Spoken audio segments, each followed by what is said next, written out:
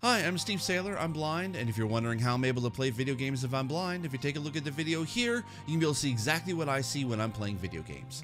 Today I'm taking a look at Sony's recent State of Play where they showcased Ghost of Tsushima. Now, even though there wasn't anything accessibility related in that gameplay, there was a few things that I sort of picked up that were definitely positives for accessibility, and there's a few things that sort of were like, we're not too sure about. So this is more about a breakdown of a potential accessibility features and options that could be in the game. Now, full disclosure, even though I do consult with studios, I did not consult with Sucker Punch, so I do not know what the accessibility offerings are going to be for Ghost of Tsushima, but I wanted to at least sort of glean the knowledge that I have when consulting with other studios and what I see and what I've sort of been able to glean from this gameplay footage that we're about to take a look at. So first off, I want to talk about the waypoint system, or the way to navigate based on a gust of wind. For myself personally, in my gameplay, this is great. I love when they can be able to sort of create a new system that still allows the sort of the waypoint system, but still kind of keeps the immersion of it. And I love that the balance of this,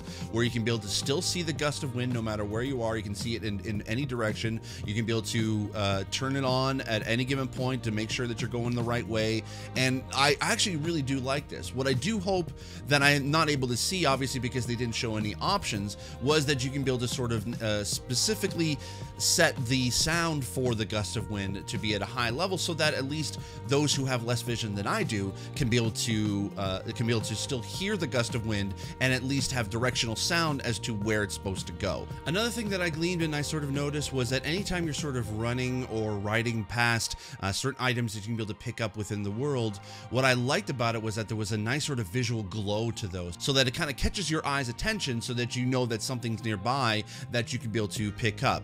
Now, of course, for those who have less vision than I do, may have an issue with this if there's no sound attached to it. Hopefully there is either some controller feedback, or there's a sound that actually can be added that will allow players to be able to, blind players to be able to play this. Now, something big that I really noticed that I really enjoyed, and that was in regards to what was built into the HUD/user interface.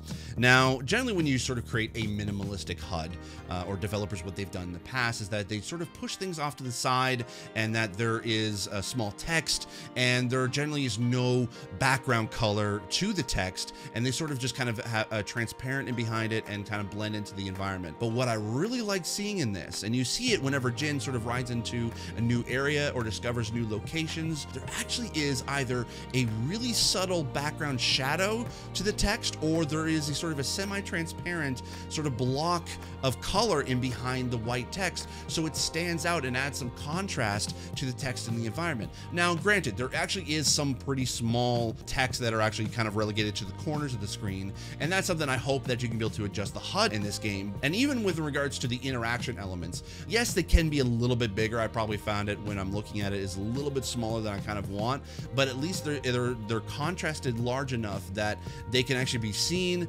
whenever you're kind of picking up items or interacting with people. And I think that actually could be a benefit for those when they need a little extra contrast for any of the graphical elements that pop up. Now, something I also want to touch on is regards to the in-game menus. Now, we did get to see a little bit of that in this, and what I like is the large elements that there are in this user interface.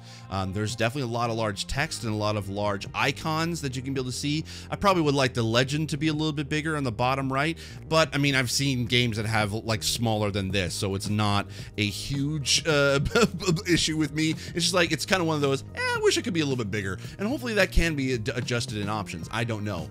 And I do like that sort of there's a lot of contrast into the environment itself, and that it like things kind of pop out at you, which is really great. Another thing that I think actually is going to be really beneficial for deaf and hard of hearing players is whenever you take a look at, say, stuff like smokestacks and animals leads you to interesting places on the map.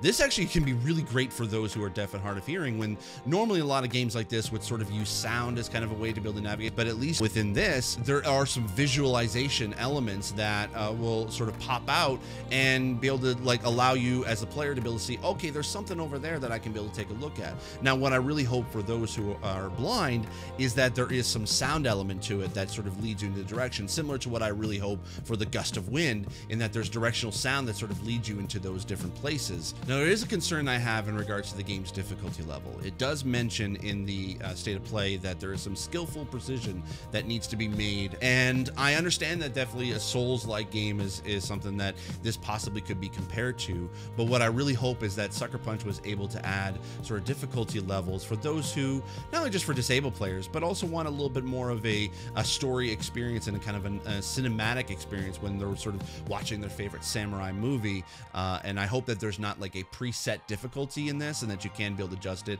similar to kind of what Jedi Fallen Order did in regards to its difficulty levels. When you become the Ghost and you go into stealth mode, that's actually kind of a gameplay that I prefer. Honestly, I love going into stealth mode because it allows me to sort of like take my time and sort of figure out my plan of attack after each sort of step, so I'm not rush trying to be able to kill as many people as possible and possibly make mistakes because like I hit a button too early or whatever, and it sort of killed me in the process. Even though they say it's the dishonorable Ghost, and I hope I don't become a bad guy by being stealth, but my style of gameplay is probably going to lean towards more the stealth side than necessarily the samurai side. Now, something I did really pick up on that I know that there's definitely going to be within this is that when they mention Japanese voice tracks, and that you can turn that on along with subtitles before the first scene in the game, which means to me that there is no cold open and that you're able to adjust options before you jump into a game. Now, for those who may not know sort of what that means, whenever you look into a game, whenever you start a game for the first time and it sort of jumps you into the action right away, and it sort of does a bit of tutorial before it even gets to, like, say, the opening title card, but it doesn't allow you to really kind of change any options at all before you even start. So this has been something that people within the accessibility community have sort of rallied against, because it sort of limits what a disabled player is able to play, because it kind of creates a default set of options that may not be beneficial or may be really difficult for disabled players to adapt to before they can even adjust any settings to help them out and remove some barriers for them to be able to play. So what this tells me is that there is options at the very beginning of the game that you can adjust before you even jump in, which is amazing. So hopefully you can see the actual full, like, either accessibility menu, or you have access to the full options before you jump in. And I also sort of glean from is that when they mention Japanese voice tracks with subtitles, I really hope, and we've seen this in a lot of sort of big AAA games, that there is some pretty decent subtitle options. So at least we know that they've took some care in creating a cinematic experience with the Japanese voice tracks, and they obviously want the subtitles to sort of stand out. Now, even though we didn't see what the subtitles looked like in this, I think that they would at least have some subtitle options. I hope. Or at least I hope that they are working on that for this, because I think people are going to be pretty excited and want to be able to try that out. Now, the last thing I saw that actually was really cool and also really, really accessible. Now, they may not have sort of intended this to be accessible, but you can tell at least that the detail that they had to put into this, what made it actually accessible for a certain type of disabled players. And that's in regards to, oh man, Samurai Cinematic Mode. Now, okay, I don't watch a lot of samurai movies. I think they're okay. I think they're fine. And I know the impact that it's had on pop culture with some of the sort of great movies that we've seen that sort of had influence from old samurai movies. And I love that they actually kind of added that in here. But what I noticed for accessibility, you know, is everything's in black and white, which a lot of samurai movies are.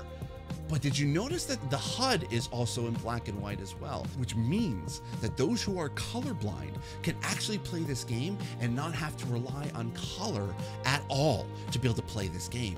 And you know, I see this in a lot. There's certain games that actually have like a reliance on color. They'll add like colorblind sort of modes and filters to be able to help those kind of players. But what this means is that the HUD and the UI and all the gameplay, if you can play this in black and white, Sucker Punch probably put a lot lot of attention into that to make sure that even those who want to be able to play it without, they don't have a colorblind, the colorblind deficiency, can actually be able to play this and not have to rely on color at all.